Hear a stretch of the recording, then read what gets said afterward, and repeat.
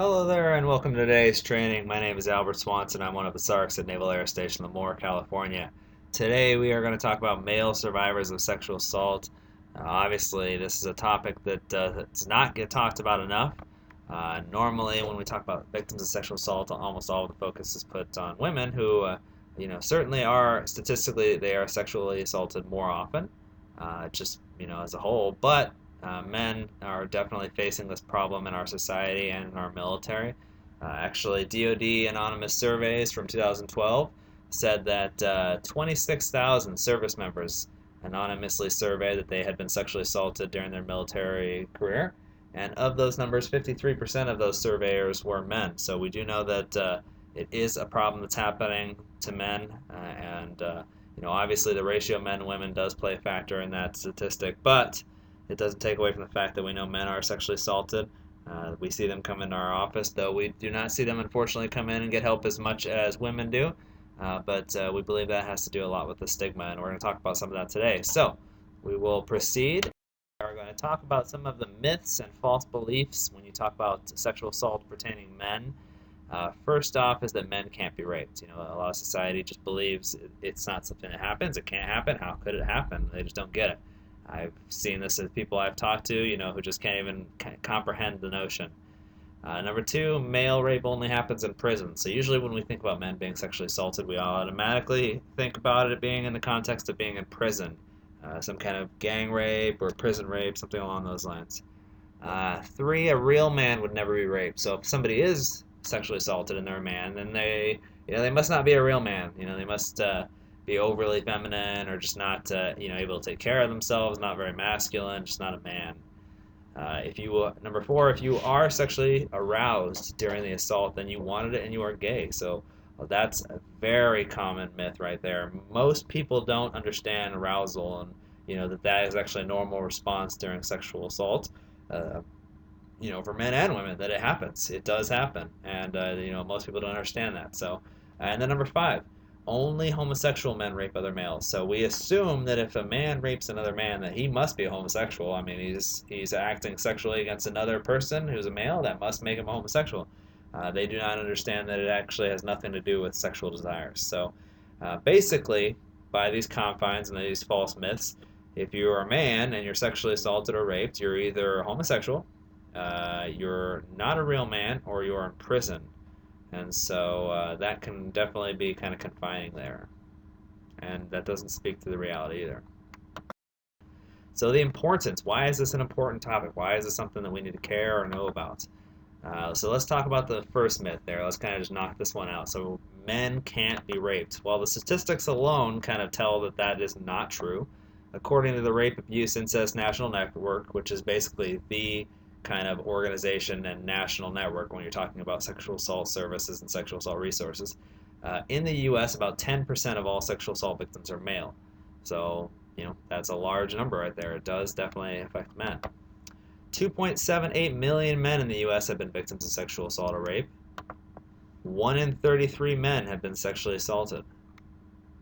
And when you start talking about child sexual abuse, the numbers start to get much, much higher. Actually, about 1 in 6 men is the estimate. 1 in 6 men have experienced some kind of sexual childhood abuse or sexual assault. And there you go. 1 in 6 men have experienced abuse as a child. Of the 26,000 military service members sexually assaulted in 2012, 53% were men. We just talked about that. So false, right? We know that that's not true. Men can be sexually assaulted. It happens, often, unfortunately, and a lot of times, and they need our help and our support, and not to be kind of ridiculed as it can't happen. So let's talk about the societal influence when we're talking about sexual assault. So Dr. David Lisak, a very well-known, guy when it comes to the field of victimization, violence, just nasty stuff. That's what his expertise is in.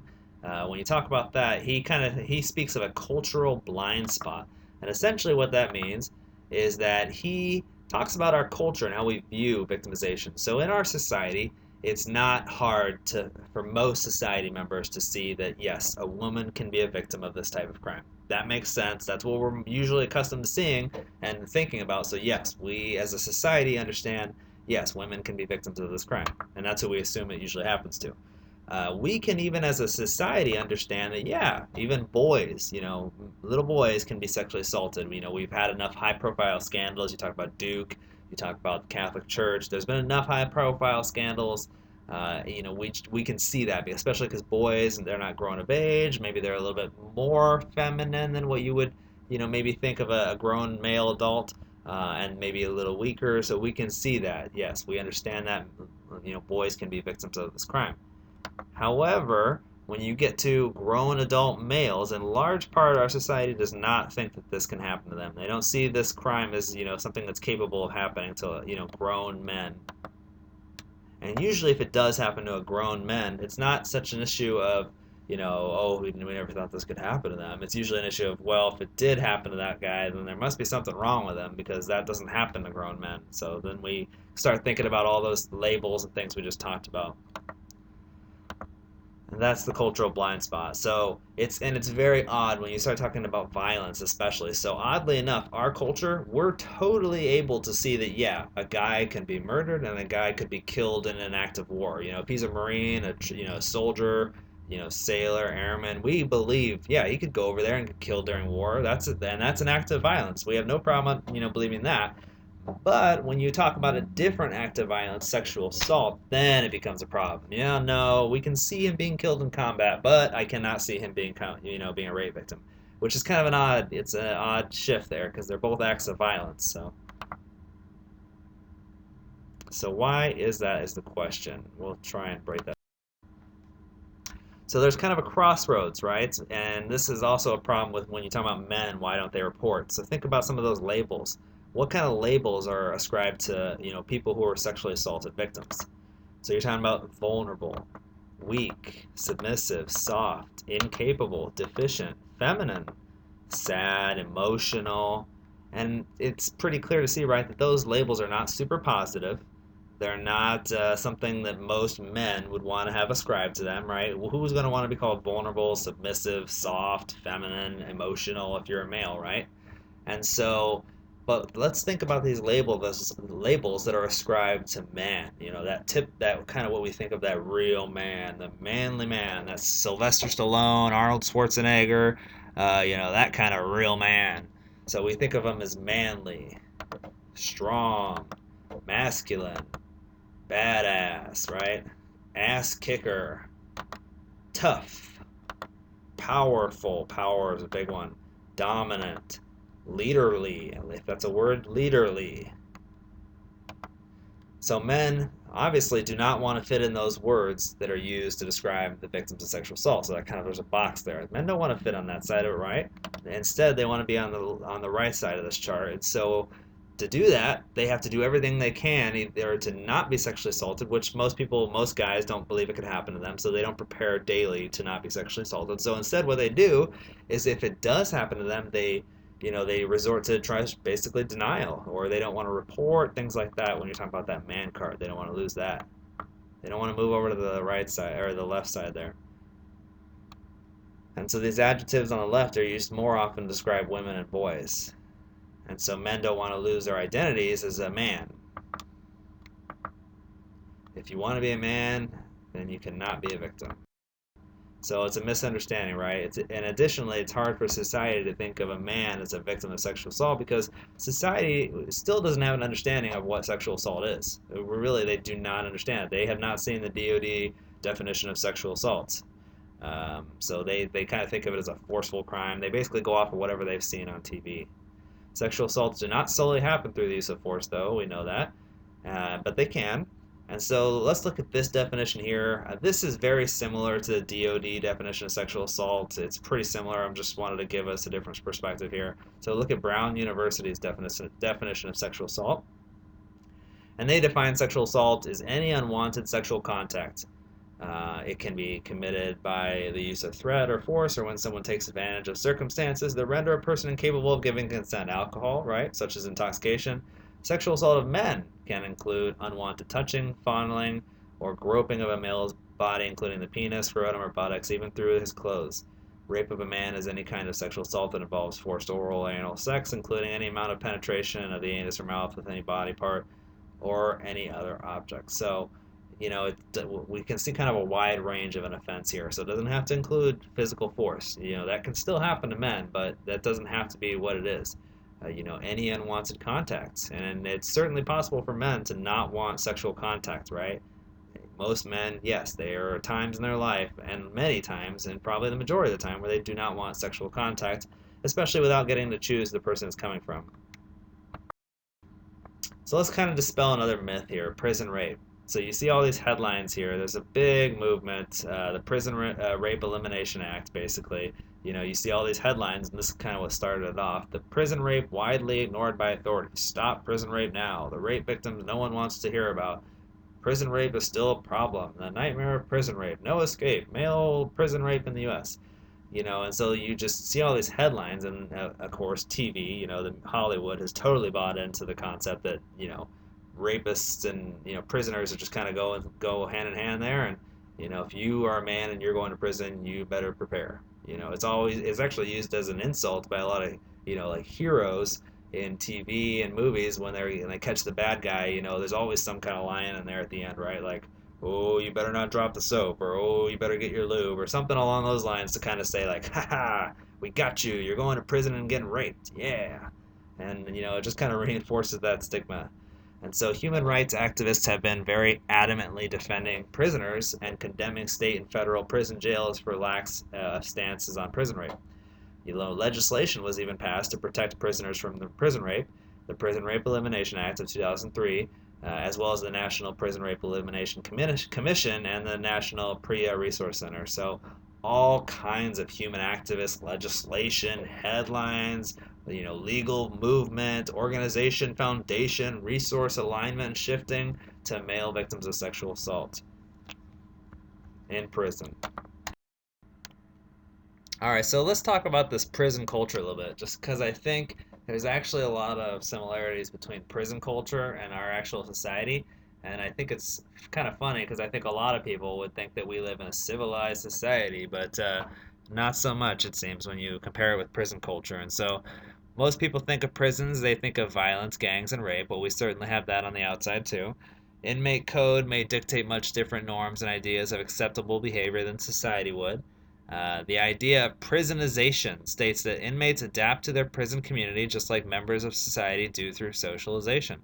Not all inmates become prisonized to the same degree. So they kind of become familiar with that kind of prison life, and they just kind of adapt to it and start to almost accept it. And so variables such as the length of sentence, personality, outside relationships, inmate relationships, as well as if the prison is a treatment-oriented facility or a discipline-oriented facility impact that degree. So it makes sense, right? If you're in prison and let's say you have a newborn child, you're more likely to not get prisonized and to want to have roots back in society and want to get out of prison than those people who have no family ties outside of prison whatsoever. Maybe they've joined gangs that are in prison and that just kind of becomes their lifestyle. That is now their home, is prison. So just as society uses labels like victim or worse, prisoners use terms like punk, queen, sissy to describe sexual assault victims. So just like society, prisoners, they use labels too to identify people who maybe they feel are weaker or more vulnerable. So psychologically, the prison labels do the same thing as the term victim in society by emasculating male survivors. All right, so let's talk about this now. Let's see if this one holds true or not, this myth. How do you think prison rape compares to societal rape? You might think it's a lot more recurring. Shockingly, it's actually not much more occurring. So the hard truth, societal male rape and prison male rape, a man living in society is almost as likely to be sexually assaulted as a man. Let's break down the statistics. According to RAINN, again, 3% of American men have experienced a sexual assault in their lifetime. According to a report by the Bureau of Justice Statistics, 4% of federal prison inmates and 3.2% of jail inmates have of the state surveyed reported sexual victimization. So we want to caveat this with, right, we know that prison rape is underreported, heavily underreported. How underreported, it's hard to say, but we know it's underreported. There's a lot of reasons for that. Men might be afraid that they're going to get re-victimized, they're going to get killed, hurt if they report to person because they're all in the same, cells and units together. Nobody wants to kind of be that rat or kind of, say something like that. So there's a lot of fear there, right? Um, Whereas men in society, though, we know that that's an underreported crime too, though. So we don't want to dismiss that. We know men in society who aren't in prison, that's underreported too. Now, typically, I don't think it's for the same reasons. I don't think it's usually as much about fear and safety, more about stigma, probably with society. But so we know that both of these are low scales, right? Pretty clear. Societal rape, just like male rape in prison, is underreported. And so the whole purpose of this was not to suggest that, men, male rape in prison is not important or doesn't happen as much as societal rape. Well, I believe it probably does happen more often than male rape in society, and I think it is definitely important. I wouldn't dismiss any victims, for argument's sake, but I just want to bring to light and say that, well, male rape in society needs to be looked at equally with that in prison rape. It needs to get that same attention because it happens in the same light, and just almost as much. So, male rape only happens in prison was the myth, not that it happens more. So, male rape only happens in prison, so we know that is obviously not true. So, the survivors. So, a victim or a man, remember those myths, right? Men can't be raped. So, you talk about a male. A male victim of sexual assault will generally respond in one of two ways to their assault, right? Because they don't want to take that card, that hit to their man card. So number one, denial. They just pretend it never happened. They want to be a real man, so they almost lie to themselves internally too, and just pretend nothing ever happened. Which we know that that's not a healthy way to go about it, right? And that will manifest over time, and usually will eat the person until it comes out in destructive ways. So not a good thing. Number two, they will just simply, take that loss of masculinity. They come forward, they make that shift to the victim from the man, and they feel like they have lost their identity as a man. So both of these are bad, right? Denial is probably the worst of the two, but coming forward and feeling like you've lost your identity, who you are, that is also very terrible. And both of these can lead to, just awful consequences. We'll talk about some of those. So here's some real victim testimony that I've seen. Real testimony here. So these are things that men have said. It was a hard hit to my manhood and sexuality. I got labeled as being gay. I was ostracized and looked at as if it was my fault. I was looked at like I had PTSD or like I was crazy. I felt like a burden on people's life. I was thrown away for something I did not choose, told I was not worth dying for the United States of America. I felt helpless. I don't feel like a man, but I don't feel like a woman either, so there's a void. So if anyone has ever heard of U.S. Marine Jeremiah Arbogast, he was raped by his staff sergeant while on active duty. He's been in a lot of documentaries now and just been out there and very outspoken now. But he later would try to take his own life due to the sexual assault with a handgun. He failed, but the attempt did leave him a paraplegic for the rest of his life. So he's in a wheelchair now. It has seriously scarred him for the rest of his life. He was not given the help he needed outside of the military, or probably within the military there, but through the VA and other resources, was not given the help he needed, and tried to take his life because of it.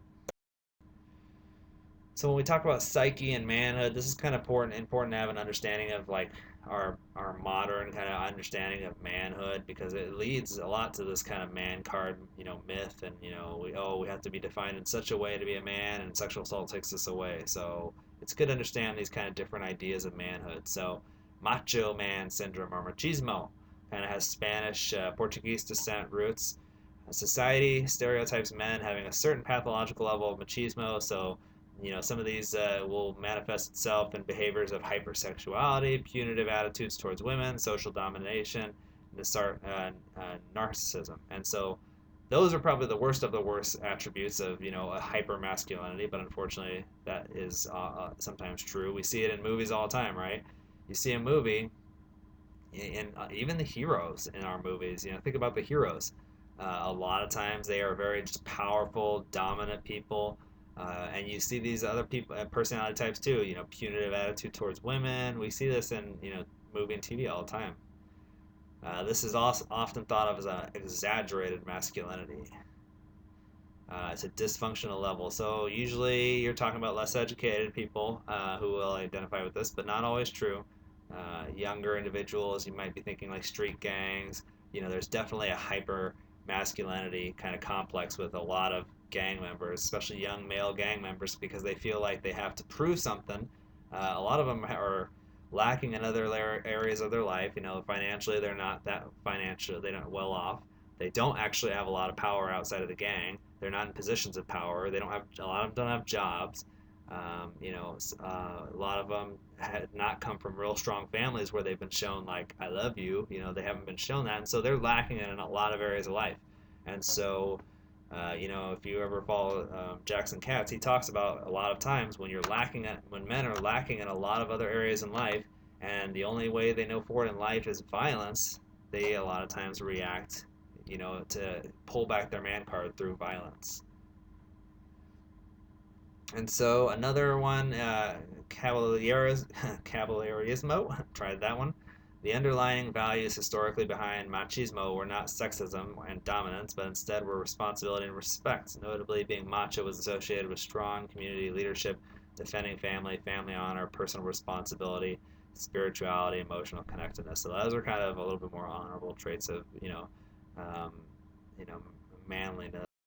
And so we're talking about a little bit more modern manhood now. Is kind of, the idea is a little bit more of a mix. So this recent movement in men's psychology prompts men to reconsider some of the fundamental assumptions we've made about manhood. And so we need to, as men, re-examine, the destructiveness of our power as men and human beings, and bravely leap into a new conscious of what it means to be a man, essentially, and find a safer, healthier, happier world. You know, traits like honesty, courage. Hey, you want to throw in commitment there? We've got our three Navy core values, right? Humanitarianism, helping people who are weaker or in a lesser position, helping them out. Leadership, um, you know, all of these traits. You can even be a little bit sensitive and emotional. Those are not bad traits. I think everybody has emotions, but when you say that someone's emotional, sometimes it has a negative context. So that's what really manhood needs to be defined as how you serve other people and try and better other people's lives and yourself. Because I do believe that a real man is not afraid to give up his man card and afraid to give up his power to help someone else. I think that's what a real man is. All right, so when we talk about that model of masculinity, this is basically the ideas of which people believe masculinity is developed over a certain period of time from different influences, and that certain things influence the way we behave as men or what we think of masculinity. And so, cultural and environmental. That's definitely an influence. Biological and evolutionary, social and familial. So, what do you learn within your family and in your peer groups? Psychological and developmental. So, because of these influences that affect how men view masculinity, if a man is sexually assaulted, he is confronted with a gender role conflict because now you're being devalued as a man and restricted, and so again, you don't quite feel like you measure up to that bar of where you think you should be as a man. And so gender role violations results from being victimized, leading to psychological and physical pain. Um, Again, it's not just the physical pain of the sexual assault, the financial loss, injury, things along those lines. But of course, we know that there's a lot of emotional damage, and then really, trauma and kind of your mental psyche as well. And so military men, can definitely face this problem and an added problem because when you talk about cultural influence, they're in a culture that really kind of, glorifies men who are, like police officers, brave, tough, courageous, which sometimes individuals would connect those things, with very high masculinity. And then if you're victimized, sometimes we feel like we lose those things. So military servicemen face added pressure.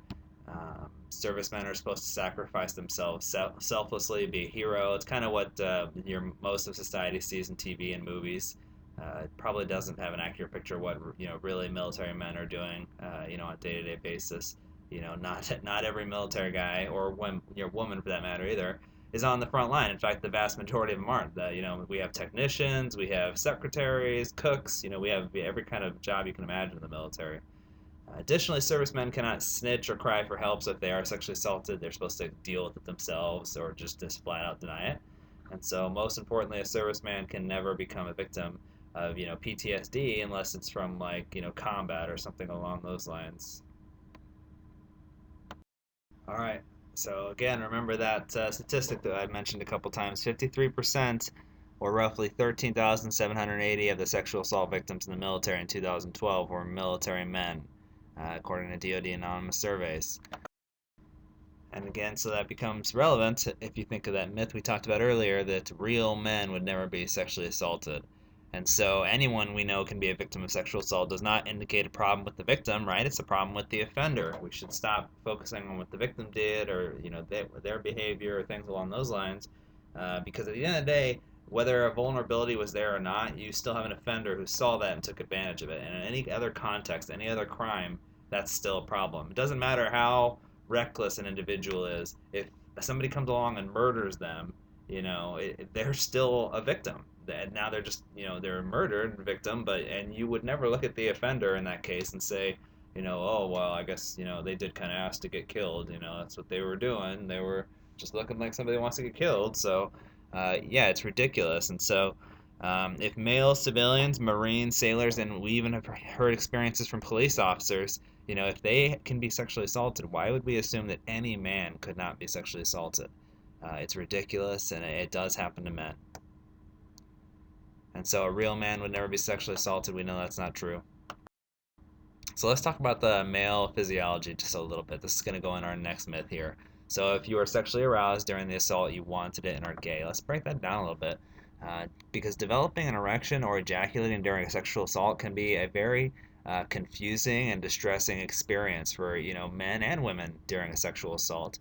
And but we need to really just focus on this. It is a very common physiological response. It happens, and it's not any reflection of desire. So just because your body reacted in a sexual manner doesn't mean you wanted it. It's not your fault. Much of our body is basically just kind of reacting to stimuli, stimulation, and just touch and pressure.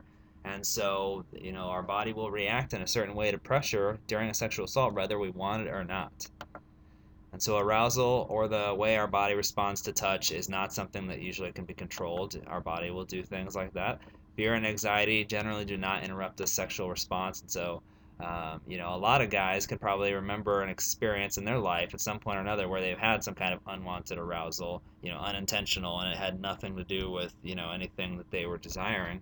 And, it might not even have been in this context of a sexual assault, but it definitely happens. And so we know that that is false. Whether you're a boy, a child, or a grown adult man, because I've heard this from children too, even little boys who think, well, my stepdad or this person touched me and I got aroused. I must have wanted it. I'm confused. Am I gay? And they really start to believe that maybe they're gay when it probably has nothing to do with that whatsoever, and it's just a reaction their body had, and it's confusing for them. And so we make sure we're educated on this so we can not blame these individuals and shame them if they come our way, and let them know, hey, it doesn't mean anything. It was just your body's reaction. It's not your fault. You didn't choose that. So let's talk about some threats to men specifically. So because of our society fails to see men that can be sexually assaulted, we have a difficult time a lot of times accepting their victimization, and they have a lot of time accepting their own. And so because of that, we don't have quite as much response and support in society as we need. And so men delay in seeking help and support.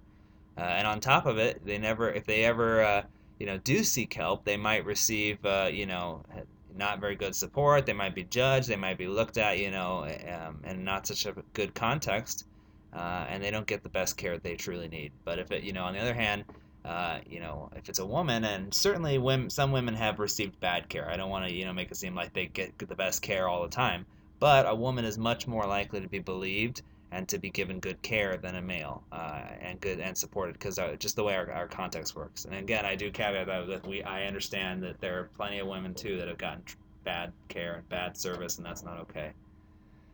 According to RAINN, victims of sexual assault are 3 times more likely to suffer from depression, 6 times more likely to suffer from PTSD, 13 times more likely to abuse alcohol, that's very common, 26 times more likely to abuse drugs, and 4 times more likely to contemplate suicide. And the threats are even greater if they're men. That's kind of another added factor. So they're in a lot of danger for a lot of different things, and that's why it's so important where they're at now, Meet them where they're here now, where they're at now. We don't need to take them in the past because the past was pretty bad, right? So when we talk to them, we don't need to be focusing on the past. Your calm presence, focusing here on the future or on the presence, what we have to offer now, and then moving into the future, that's where their mind needs to be. That's where we need to focus. And so substance abuse, really dangerous. Sexual assault survivors will often use alcohol and drugs as a way of coping and just kind of trying to forget about the assault, but it doesn't work, right? You can only drink so much before it starts having negative effects on your body. It's the same thing with any other drug. And it doesn't put the trauma away for good, right? It just kind of stuffs it down for a little bit, but it comes back. We know that. It comes back usually worse. And now it comes back, and now it's not just the trauma that you're dealing with, but you might have gained an addiction along the way. So you're carrying another chain now behind you. And so what they call that is basically a dual diagnosis. Now you have two diagnoses. Now you need extra help. You need different therapists, extra intervention there, and not just for the original trauma. And so, when you're consuming alcohol abusively and drugs, it can lead to mood disorder, sleep problem, nervousness, and it will create distance between you and your families because your support system will get sick of it eventually, and they will just want to cut you off. And they might not even know about the sexual assault, but they'll just think, oh, this guy, he's a drunk, and they'll just kind of start to disown you almost. And that is the time after you've been sexually assaulted when you need that support. You need those connections. And substance abuse pushes those connections away. So it's just all around bad in every area. Usually you don't see people who are going to succeed when they're using substance abuse problems. You gotta, and then as an intervention person, a therapist, counselor, advocate, whatever, substance abuse kind of takes priority now because we can't even, if they're not clear-headed, if they can't stay sober and they can't, find healthy coping methods, it's going to be very, very difficult, if not impossible, to deal with the trauma. So again, that's called a dual disorder. It's definitely negative. There's nothing positive that comes from this. And it can turn survivors of sexual assault who are maybe just struggling rightfully with some trauma, that is pretty normal given what they've been through. But now they could become a victim of suicide, depression, overdose, etc. So male victims, men express a variety, of feelings after they've been sexually assaulted that can include guilt, shame, fear. You can see some quotes there. I should have done something to prevent this. I should have fought him off. I'm a man. I should have beat him up. What was I thinking? I can't believe I just froze. Oh, what kind of a guy am I? No one will believe me. They'll just think I'm gay. They'll laugh at me. They'll judge me. They'll me. Denial, anger, sadness. Anger might even not be with just people who assaulted them. It could be with anybody in life. They could just generally have an anger towards everybody. And then, sadness, powerlessness. That's why we want to make them feel powerful again. We empower, right? Worthless. That's why we practice our communication techniques to show them we value them and they have worth to us. So let's talk about the offenders a little bit because I think there's a little misplaced hate here. And so homosexuality, let's talk about that a little bit. It's important not to jump to the conclusion that a man against a man type sexual assault only happens between men that are gay because I think the simple part of our brain, a lot of people, they just go there. They just think, oh, male on male, that means homosexual. But it's not. It doesn't work like that because sexual assault, we know, is not about sexual desire. It's about power and control. And many perpetrators don't really care about where they get their power and control. They'll take it from a man just as easily as they'll take it from a woman. Sometimes taking it from a man makes them feel even more powerful. Domination, kind of dominating the other guy now. So most men can commit a rape on another man previously identified themselves as heterosexual. So again, let's back that up. Most guys who commit a sexual assault against another male previously identified as heterosexual and then continue to identify as heterosexual. A lot of them were in relationships with women at the time. Many of them were married with children and had nobody had any kind of inclination that this person was a homosexual, and they would totally identify as heterosexual often. Sexual assault, again, not about sexual desire or orientation. We know about that. It's about humiliation, power control. This is evidenced in what many rapists have said to their victims. So they say things like, stop pretending that you're a human being. It's supposed to hurt. Now who's in control? Thank you for making me feel like a man. Just a lot of humiliating, kind of degrading things. So only homosexual men rape other males, not true. And again, the statistics bear that many of these men are actually in committed relationships with women at the time. So we need to talk about this misplaced hate a little bit. There was a movement called Rape Away the Gay, which is basically a horrific idea by extremists that if they actually go out and rape, these homosexual men that they will cure them of being gay. And so they think, thinking of male against male rape as a gay issue only incites hatred towards homosexuals and a community of mostly law-abiding citizens, right? And so it doesn't really make any sense, especially when you think about it like this. If a heterosexual man rapes a woman, nobody would hate like a whole, community of heterosexuals because of that, right? That would, you would just be like, why would you hate another heterosexual just because another heterosexual sexually assaulted this person? Doesn't even make any sense. And that's a lot of people you're going to hate too. But if it's a homosexual that does it, now, there's some hate there towards a community, and it doesn't really make any sense. So let's talk about those offenders again. There's some of the statistics I talk about. The average perpetrator is white and 31 years of age, but again, we know it can be really anybody, so don't let that narrow your vision. Perpetrators generally have access to consensual sex elsewhere, and 22% are married. They usually target and attack people they know. They stay in their comfort zone. It is important to note that statistics are only based on the offenders that have been caught, right? So if somebody's never caught, then we don't know the dynamics of that group. And so a perpetrator, again, can be anybody. It can be a woman, too, definitely. Statistically speaking, 99% of rapes are committed by men. But we know that there's still that 1%. And again, rape is just one type of sexual assault. There's other types of sexual assaults, too. Especially when you think about dynamics with, you've probably heard of the news headlines with, boys in school, teenage boys and teachers, female teachers that take advantage of that, those young boys. It happens. Instead, it is better to focus on characteristic personality traits that most perpetrators display. So you don't identify a perpetrator, right, by what they look like. That doesn't work. In fact, what you do look at is characteristics. Somebody who lacks empathy, who makes poor decisions, poor impulse control, takes a lot of risks, has emotional constrictedness, in a relationship wants to be in control all the time, wants to dominate, doesn't show a wide range of emotions. They're hostile, especially, if their masculinity card is, put in check, they're gonna resort to violence. They're gonna be very quick to get aggressive and get in a fight with anybody that challenges that. And aggression, power, dominance, control issues. They feel like they always have to be in control.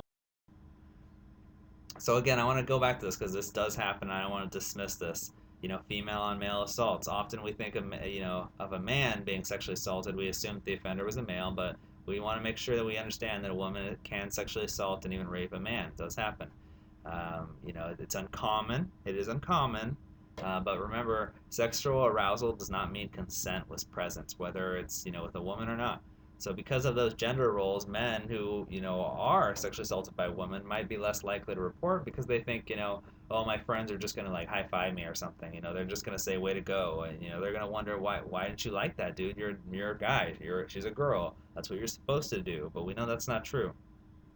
As not all guys are just, probably most are not looking for sexual conquest with every single woman that should walk by. And so again, if a guy wants to report that, he might be looked at as lucky, and he should just enjoy that kind of thing. Um, what these men don't understand is that even if you might have some sexual attraction to a person, it's same if it was the other way around in gender. It's much different to have some kind of sexual attraction in that moment, and then in the moment when you're not given the option to consent or not consent, right? You're not going to have that same sexual attraction when you have had your ability to choose taken away. There's nothing sexy about not having consent. You feel like you're being targeted, attacked. It's scary. Nobody likes that. So the option of consent is something that everybody has the right to, and trust me, everybody wants it. If that is taken away, a feeling of victimization crosses over the individual, and even if they might have been willing to commit the act prior to, that changes everything, the dynamics, because now you might be scared, and now that your brain is kind of going in a whirlwind, and that's not something people want to consent to. So how it happens, men can be sexually assaulted by women in many ways, while they're sleeping, while they're intoxicated, drugged. There's a movie with Josh Hartnett called 40 Days and 40 Nights where there's a really, it's kind of frightening scene at the end, actually, where his ex-girlfriend breaks in on him and has sex with him while he's passed out and, tied to the bed.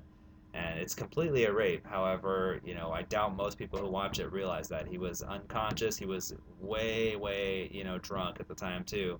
So it was totally a rape, but I doubt most people who watched that thought that, and I'm sure the movie producers didn't think that's what they were making either, because nobody in the movie mentioned, oh, I was just sexually assaulted, so it kind of shows you Hollywood has not quite picked it up. The victim can be coerced, bribed, threatened into, if you don't do this, I'll kill myself. The people have said that. That's kind of a guilt trip. I will say that you forced me anyway, so you might as well.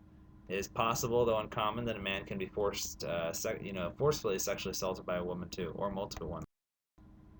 So let's barriers here before we get into resources.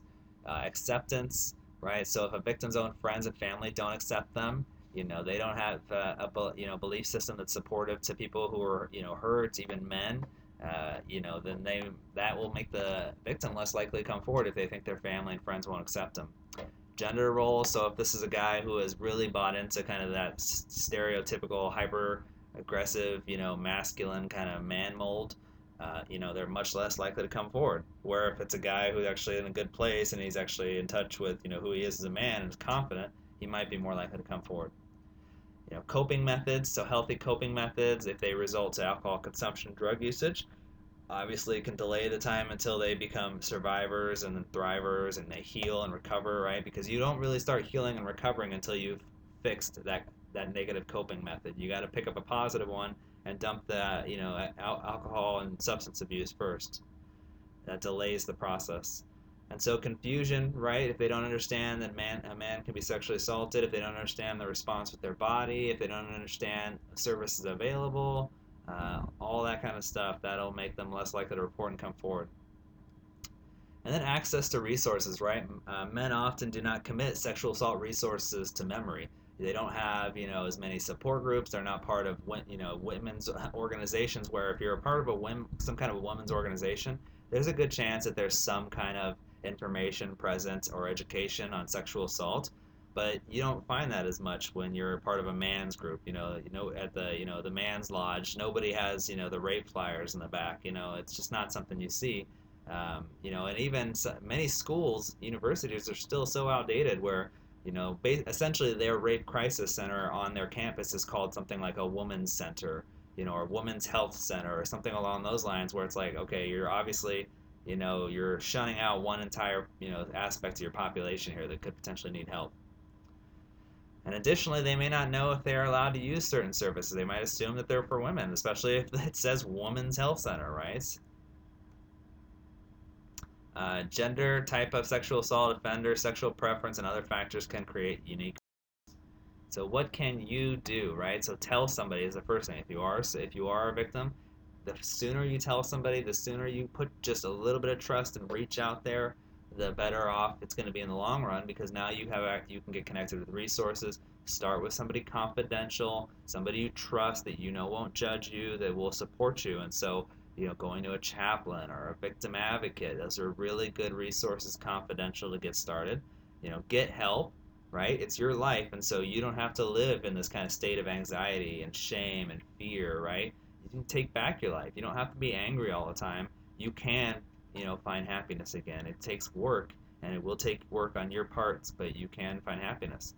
And then represent, right? So show society what being a man is really about, and don't endorse and promote those kind of stereotypical, what we think of a man, especially from like Hollywood and WWE and things like that. Don't promote and encourage those types of man, pictures. And then remember, it's not your fault if you are sexually assaulted. You're not alone. There's all kinds of men out there who just, what was it, 2.78 million men in America who they don't have the connection. They're not connected. They don't have the support groups, and they don't realize, like, we are all together. There's resources available, and so if you have the courage to come forward and take that first step, you can in turn give somebody else the courage down the road. And so resources, men have the same resources available to them as women do, especially in the military. So DoD Safe Helpline, right? That's the first one. They have confidential, live, one-on-one expert advice. They have support groups where you can anonymously attend support groups. They have an anonymous 24/7 number you can call to get connected to the resources. They have an app, right? Get it on your smartphone. It's the DoD Safe Helpline. You can find self-care plans in there, stress-relieving activities, therapeutic exercises, connection with local resources. You can get education and questions answered. You can text them and just have a conversation, and they won't ever track it down, and get back to the military. They won't do that. So that's a great, very safe method to find out a little bit more. And it's not going to cost you anything other than your time. It won't cost you anything because nobody's going to know who you are, and it's going to be free. So there's really no risk involved here, and you can find out a little bit more. So if you're just willing to take the time to do that. All right, so 1in6.org. This is a fantastic resource for male victims of sexual assault and men that were sexually abused as children. Absolutely wonderful resource. This is probably the best resource you could really refer to. And I hope if you commit nothing else to memory, you commit this down. 1in6.org is their website. It's basically an organization that believes that 1 in 6 men have experienced some kind of unwanted or abusive sexual experience before the age of 18. And so they really specialize with men who are abused, sexually abused as children, but they help especially men who are sexually assaulted as adults. So their mission is to help serving family members, friends, partners. They even provide a lot of resources to victim advocates, training, all kinds of online training opportunities, and educational material for professionals in the field. So if you've had this kind of experience or you know someone that does, give this referral to them. They are not alone, and they can see that, and I'm going to show you how they can see that from their resources because they can get other folks. So this organization does 24/7 online immediate help and ongoing support on the website. They are partnered and connected with RAIN too, so it's not some run out of someone's basement operation. They're pretty official. They're right up there with RAIN and DoD Self Helpline. They have information about male sexual abuse, so education where these guys can find out what's going on with them, why they're experiencing what they're experiencing. They can get connected with resources and professionals. It's free and anonymous online peer support. So they have 2 different ways you can get support online. So they have an online support line where you can get 24/7 direct support from a professional in the field, confidential, anonymous. They don't even know your name. It's that safe. They can't see your face. And then there's another option, which is also great and a great option, online peer support group. And so you can basically go into a support group, kind of chat room forum. You can talk with other male survivors of sexual assault and child sexual abuse who have gone through some of the things that you're going through. Build connections with each other, build support with each other. It's a safe environment where you don't have to give your name, but you can still see, what these guys are going through. So check out their website. Definitely, provide that as a resource. And then one of the last resources I'm going to talk about here, but we will upload another just entirely resource presentation later. But what I'm going to talk about here, the VA. The VA has had some bad publicity in the past. There are some folks who have certainly had bad experiences, so that's why I saved this one kind of for last. This is a resource where if these individuals want to connect with a military sexual trauma coordinator, they want to work on their disability compensation, they can do that. I think that they should. I would inform them that it can be a slow process. But the VA seems to be trying to make some improvements over their system, which has been a little bit lengthy in the past. But just for how much resources and they have at their disposal, ranging from anything, educational assistance, home loans, insurance, pension, information, disability, military sexual trauma coordinators, therapy, counseling, support groups. It would just be unwise to not at least give them a chance and look into it. And if you want to connect a survivor with a military sexual trauma coordinator, I know that there are a lot of guys, especially veterans, who go to their local VA and they can connect through like support groups with, work with a therapist in a support group and have a lot of other, sexual assault survivors in the room with them, men especially. And so that is a really good resource, I will say, because a lot of guys don't report as while they're in the military. They wait until they get out of the military to report. And as a SARC and a victim advocate, I'll never turn anybody away, even if they're not in the military anymore. But if they can find their local military sexual trauma coordinator, that person's going to be in their community.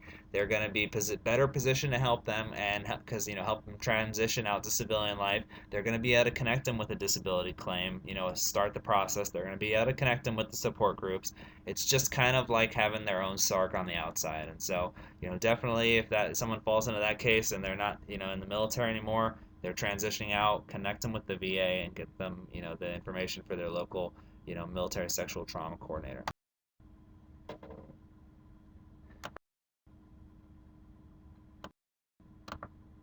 And so if we walk away, who's going to stand with them, right? And so we have to stop pretending like this doesn't happen to men. We have to start talking about that.